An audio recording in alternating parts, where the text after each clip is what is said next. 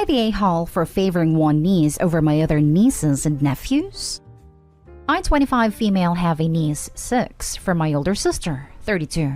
I heard through the family vine my sister was pregnant, so I reached out to her to congratulate her, but she didn't seem at all interested in her pregnancy. Then after she gave birth, she signed over my niece to the father's side of the family and moved on with her life, later getting engaged and having 3 kids with another guy. Almost a year after the birth, I found out from another relative that she gave her up because she didn't like the way she looked. For reference, she has very dark complexion, brown eyes, and type 4 hair. We are white.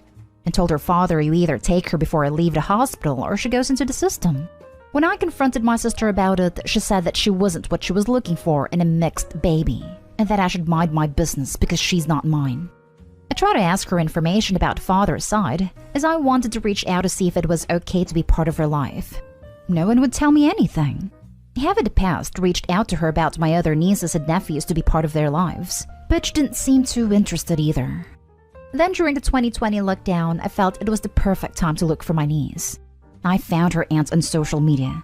I messaged her explaining who I was and had asked if it was okay if I could be a part of my niece's life. She contacted her father and grandmother to set up a time to talk. And after some talking, they agreed I could, but only after some time of getting to know me, as they didn't want my niece getting attached, and I bounced later on, leaving her wondering where I went. After 2 weeks of getting to know the family, they introduced me to my niece, and we instantly bonded. We talk almost every day, and she calls me Titi. I'm on good terms with her whole side of the family.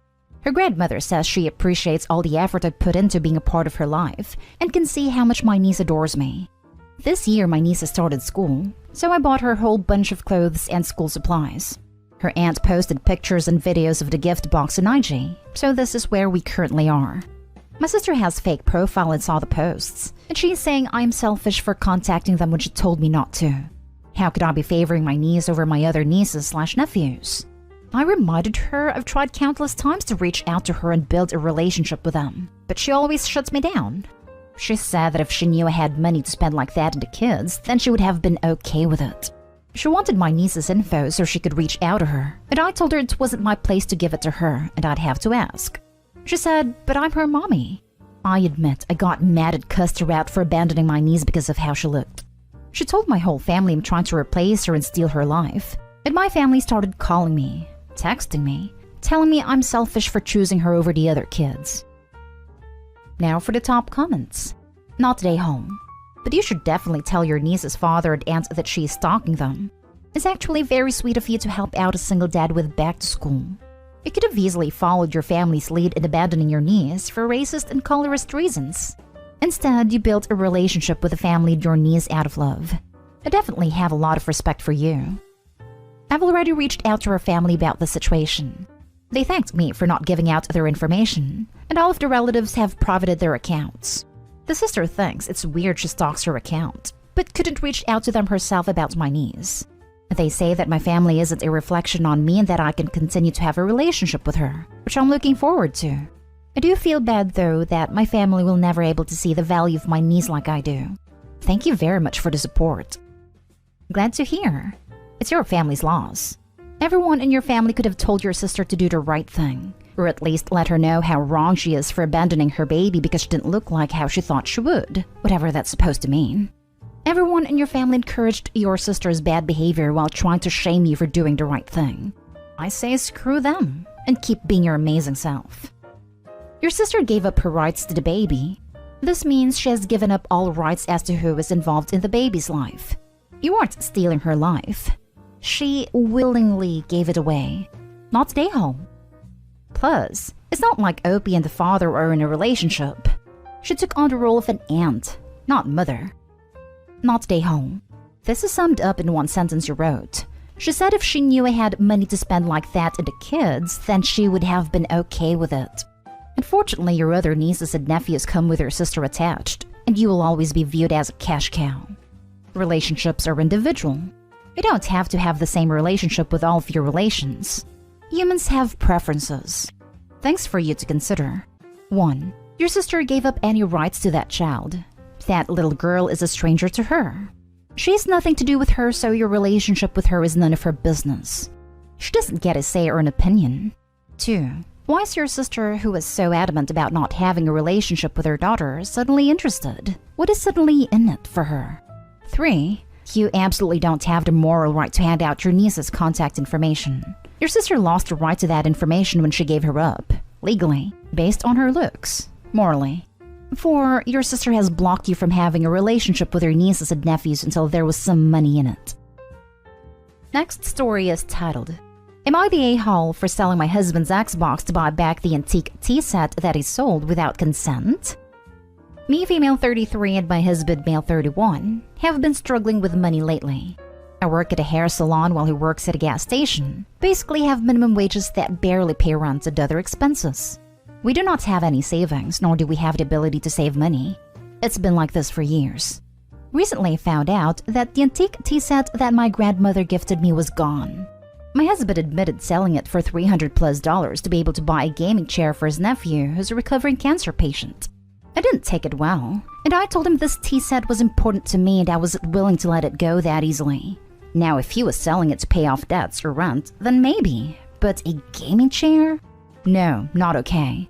He asked me to allow him to explain and said that A, I don't use this tea set like ever, so it's just sitting in the cabinet.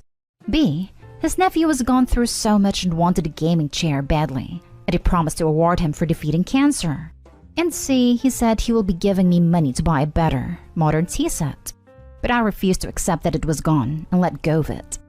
So I contacted the buyer, and he told me I had to pay $450 to get it back, which was unfair. But since he was barely convinced to let me have it back, then I need to come up with the money. I sold the only thing my husband had that was worth money, which was his Xbox. I got $400 and borrowed the $50 for my sister, paid off the buyer, and he brought back the tea set. My husband found out and went off asking how I could do this to him. He asked him to hear me out, then explained that I sold the Xbox since he was the one who gave away my antique tea set, so he was responsible for getting it back. He said he promised to save money for me to get a better set, but I insisted I wanted my grandmother's tea set and nothing else, even if it's worth less because the sentimental value is worth a lot to me. He blew up calling me childish and that I shouldn't have sold his Xbox, the only thing keeping him entertained in these awful times. He started sulking ever since, and kept reminding me that he was the one with the short end of the stick, since I got my precious tea set back. The buyer earned $150, but he lost his Xbox forever. He's refusing to talk to me, calling me evil with zero consideration for how depressed and upset he is feeling. Am I the a-hole for how I returned my antique tea set? I was gonna say 2 wrong things don't make it right, but then I read he did this to fulfill a promise he made to buy someone a gaming chair. He wrote a check he couldn't cash, and he should have sold his items to raise the money needed for the gaming chair. Selling your tea set was heartless. Saving up, which you state you can't do anyway, to buy you a modern one is pointless because the original set has sentimentality. I'm sure he is sulking, but he created this mess. It wouldn't be fair for you to be without an item of yours. Not day home, but he's not gonna stop pouting for a long time. Not day home. He stole a valuable item which you endeared in order to buy a mega expensive gift. It belonged to your deceased grandma, and it's irreplaceable and sentimental to you. It was yours and you reclaimed it. It wasn't the necessary solution to sell his Xbox, but you need 2 for tango, and it seems like the viable way to gather the money. Not day home. He thinks his stuff is more valuable to him. Maybe he should realize things have consequences. I think so, which is hurtful and frustrating. Not stay home, but you should consider getting out of this situation, like now. Not only does your husband not respect your property, but he also doesn't seem to have much financial sense. He could buy a cheap gaming chair for less than $100. He didn't need to spend $300+ in one, no matter the reason. A sizable number of Americans couldn't put their hands on $400 in an emergency, and your husband sounds like he's in that group. That kind of money is a rainy day fund, especially when you're not making that kind of money to quickly recoup it. Your husband needs to get his financial priorities in order quickly, or you're always going to be fighting this battle with him. And apparently having time to play the Xbox. He could spend the time to find a better job. But hey, that's just me. Next story. Am I the a-hole for not paying for grad school for my sister? My sister, 22 and I, 26, female, lost our mother when she was 14 and I was 18. It was a difficult time, but eventually we pulled ourselves together and I stepped into the guardian role, because at the time my father was incapable of caring for us.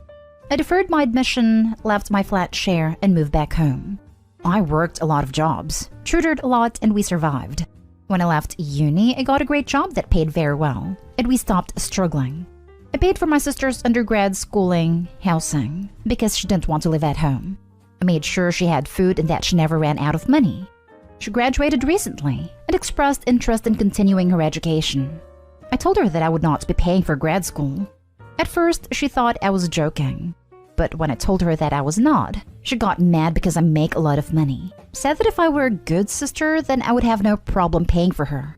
I told her that I'd been a good sister for almost 9 years, and I'd gone above and beyond for her, and anything from this point on was on her. She has not spoken to me since we had the conversation. Am I the a-hole? Somewhere along the line, your sister has lost track of the fact that everything that you've done for her so far has been a gift. You didn't have to move back home when your mom died. You didn't have to assume a guardian role, and you didn't have to put her through college. You did these things out of generosity and love. However, at some point you have to allow yourself to live for yourself, and she has to learn to stand on her own 2 feet. Not stay home. And hopefully when your sister finishes her temper tantrum, she'll realize that as well. And at a great cost to herself as well. Opie, what you did was incredibly selfless. Your sister knows this. She'll come around. Not stay home. Your sister is entitled. Most people don't have their undergraduate school paid for by their siblings, and certainly not to pay for living expenses. I suspect a paying her own way would do her some good. Not stay home, my friend.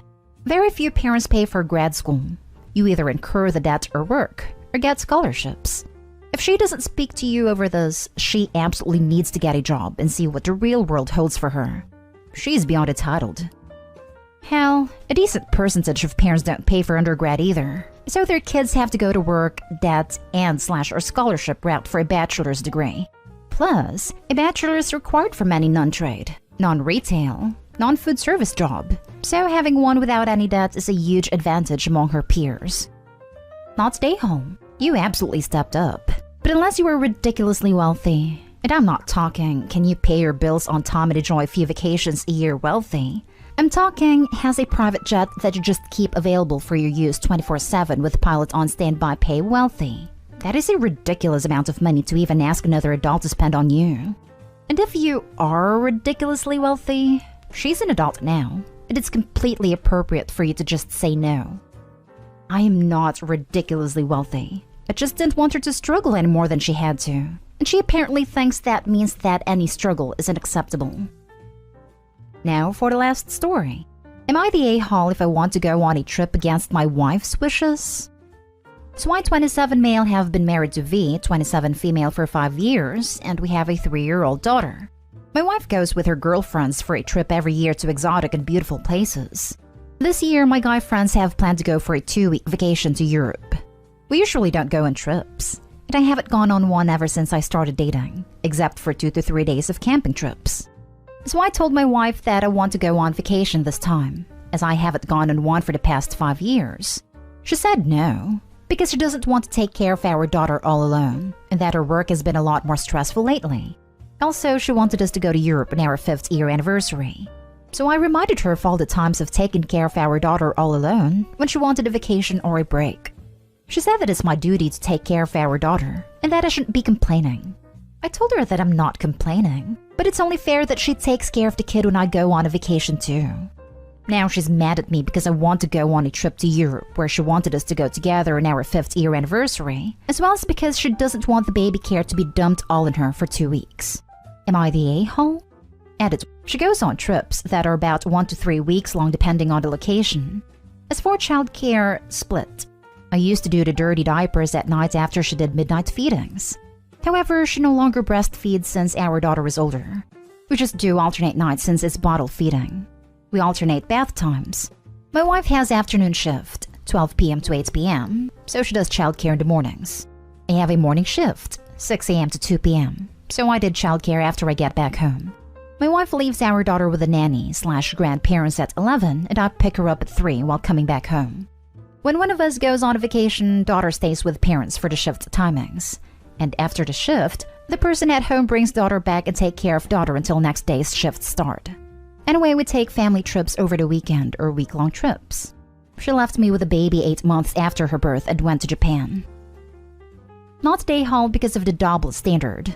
If she gets 1 to 3 weeks every year to have a girls' trip with her friends, you should absolutely be able to get 2 weeks to go on a vacation with friends once in a 5-year period. But there does need to be some sorting out of logistics. Can a family member help your wife out with your daughter while you're gone, for example? Did I read that wrong? Or are they still bottle feeding a 3-year-old in the middle of the night? I know it's not directly related to the question, but that will mess a kid's teeth up badly. There are 0 reasons a 3-year-old would need to eat in the middle of the night, and that child should be completely off the bottle. Right? Not gonna lie, I could barely read everything after that. My 14-month-old is off a bottle completely. But this 3-year-old is still drinking out of a bottle in the middle of the night? That's a bit alarming. Not day home. There is a huge double standard going on that you need to sit your wife down and look at. So it's all good for you to be the babysitter when she wants to go on a play date with her girlfriends for a few weeks. But how if you want to go on your own vacation? That's not fair. That's her deciding that the only one who gets to have solo fun is her, and her being controlling. Not day home. When couples decide to vacation separately, then they need to make things equal. She gets 2 weeks, you get 2 weeks. This doesn't preclude taking family vacations or vacations together. Besides, Europe is a pretty big place, and you don't have to go to the same place for your 5-year anniversary vacation. That's what I was thinking. Europe isn't a small spot. You can spend 2 weeks in one county or a day here and there over multiple countries, and still have plenty to see when you go back.